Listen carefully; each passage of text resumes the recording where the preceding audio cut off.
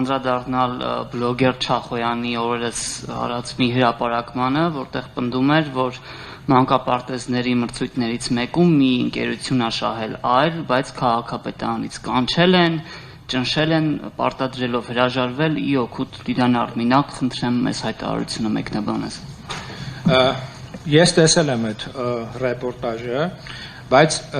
նայեք, մեկնաբանելու համար ես առնվազը գոնե այն մարդկանց, որ մեղադրանք են ներկայացնում, առնվազը պետքա գոնե այս պահին Երևանի քաղաքապետարանում աշխատեին, որպեսզի ես կարողանայի իրենցից այդ մասով պատշաճ մեկնաբանություն ստանալ, որովհետև այն պաշտոնյաների անունը, որ տալիս է, դրանք քաղաքապետարանի նախկին աշխատակիցներ են, եւ ես կդժվարանամ այդ մասով որևիցե ինֆորմացիա տալ, թե ասելու, որ այո նման բան եղել է եւ թե ոչ նման բան չի եղել,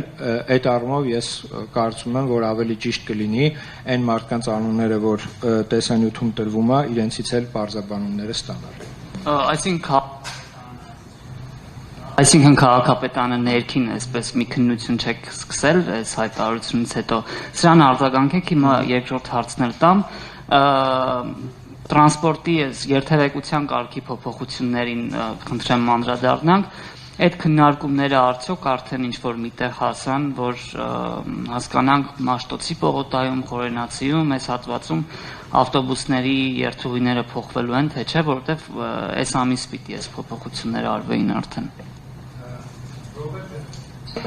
Ռոբերտ ջան, նայեք, էլի,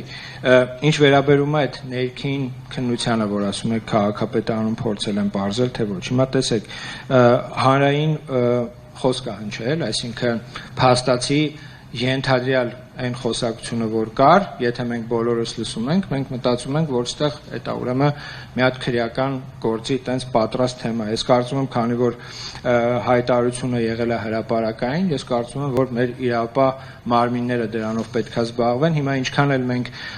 մեզ մեջ, այսպես ասած, քաղաքապետարանում հասկանանք, որ այո նման բան եղել է, թե նման բան չի եղել, քանի որ հրապարակային է, ես կարծում եմ, որ իրավապահ մարմինները պետք է գնան այդ հայտարարության հետևից եւ վերջնարդյունքում պարզեն նման հայտարարություն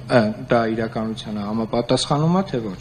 Ինչ վերաբերում է տրանսպորտի փոփոխություններին, վերջին անգամ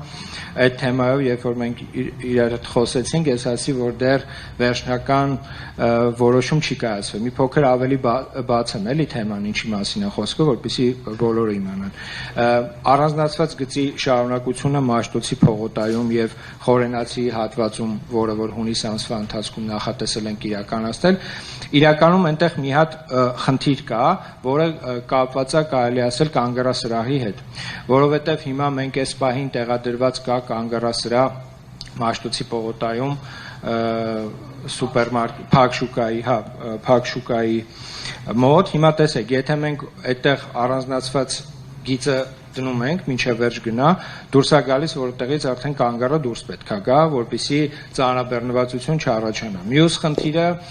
պայմանավորված է նրանով, եթե մենք դա հանում ենք, օրինակ տեղափոխում ենք պայմանական Խորենացի փողոց, քանի որ առևտրի կենտրոն կա եւ այդ հատվածում շարժը շատ է,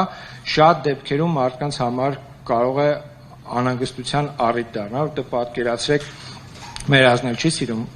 քայլել առասարակ, էլի, սիրում ենք տենց 10 մետրը մեկ կանգառ լինի, որտեղ ուզենանք իջնենք, որ ավել չքայլենք, իրականությունը այդ է, էլի, ինչքան էլ փորձենք ասել, որ կանգառը մի փոքր հեռու է, կանգառը այստեղ կանգառ չկա, բայց կարծում եմ, որ առողջ ապրելակերպին ոչ միայն նպաստում է քայլելը, այլ նաև ունենալով Երևանը կարելի ասել ոչ մեծ փողոցներ, նեղ փողոցներ են շատ դեպքերում եւ ամեն, չգիտեմ, էլի 500 մետրը մեկ կանգառասրահ տեղադրելը դա ավելի է դժվարացնելու քաղաքի երթևեկությունը։ Հիմա մեզ մոտ այդ քննարկումը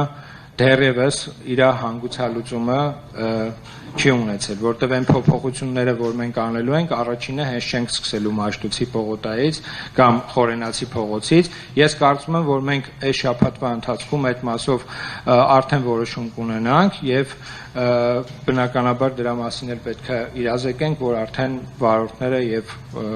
հետիոտները այդ փոփոխության մասին տեղյակ լինեն, եթե կանգառասրահի որևիցե տեսակի փոփոխություն լինի իհարկե, էլի։